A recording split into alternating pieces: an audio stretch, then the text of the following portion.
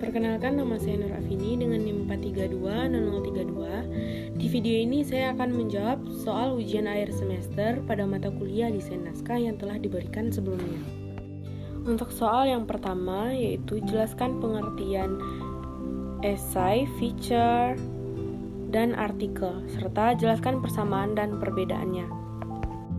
Feature adalah karangan khas berupa tulisan di media massa selain berita dan artikel, yang menuturkan fakta, peristiwa, atau proses disertai penjelasan riwayat terjadinya, duduk perkaranya, proses pembentukannya, dan cara kerjanya dengan menggunakan gaya atau teknik penulisan karya sastra seperti cerpen atau novel.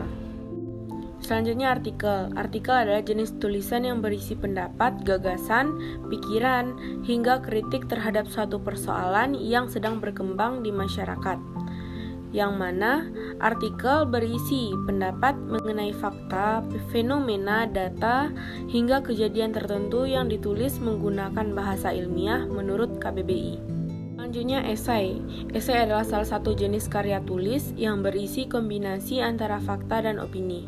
Esai lebih bersifat subjektif dari sudut pandang penulisnya yang bersifat analitis, spekulatif, dan interpretatif. Selanjutnya yaitu perbedaan antara esai, artikel, dan feature, yaitu esai lebih mengutamakan faktor analisis secara individual, sementara artikel lebih mengutamakan analisis dengan bantuan teori atau disiplin ilmu tertentu.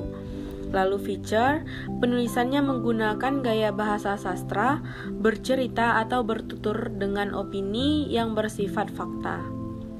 Persamaan antara ketiganya ini adalah sama-sama merupakan tulisan yang bisa berisi opini atau pendapat pribadi penulisnya.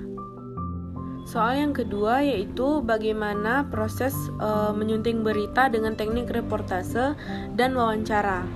Yang pertama yaitu menyunting berita dengan teknik reportase.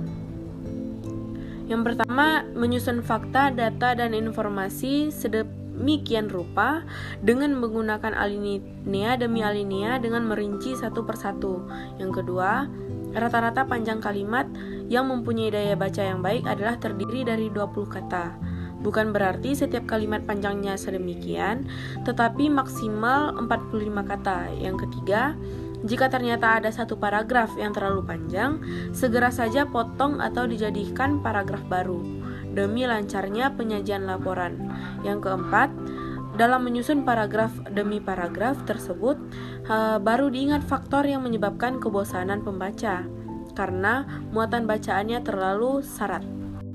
Yang kelima, tetaplah mengacu ke pokok permasalahan atau topik sepanjang menjalin dan menyusun data di setiap paragraf. Yang kedua yaitu menyunting berita dengan teknik wawancara. Yang pertama, menulis atau persiapkan seperti menentukan ide, judul, pemilihan jenis tulisan, pembuat sketsa atau garis besar, dan mengumpulkan bahan. Yang kedua, mendeskripsikan ide sebagai tulisan, dan yang terakhir, mengoreksi atau memodifikasi naskah. Soal yang ketiga atau soal yang terakhir adalah bagaimana proses membuat naskah infografis. Yang pertama yaitu memilih topik. Dalam memilih topik ini yaitu mencari tahu apakah yang sedang menjadi pembicaraan di internet atau media sosial, dan juga dari apa yang menjadi pemikiran dari internal organisasi.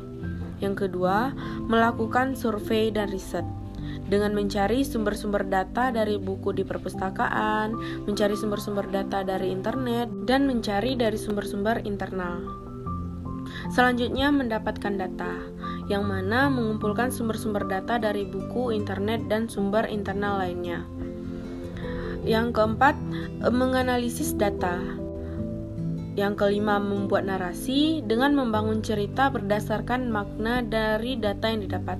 Yang keenam, membuat sketsa atau wireframe. Yang ketujuh, mengedit, yaitu mengedit format dan menyusun tampilan data untuk dimuat ke dalam visualisasi. Yang kedelapan, mendesain dengan mengintegrasikan visual dengan data yang telah disusun. Yang kesembilan, melakukan pengujian, melakukan validasi terhadap data dalam visualisasi, dan yang terakhir yaitu penyempurnaan, yaitu melakukan perbaikan berdasarkan uji coba. Mungkin hanya sekian yang dapat saya jawab terhadap soal-soal ujian akhir semester yang diberikan. Jika ada kesalahan atau kejanggalan dalam yang saya sampaikan, saya mohon maaf. Saya akhiri dengan Assalamualaikum warahmatullahi wabarakatuh.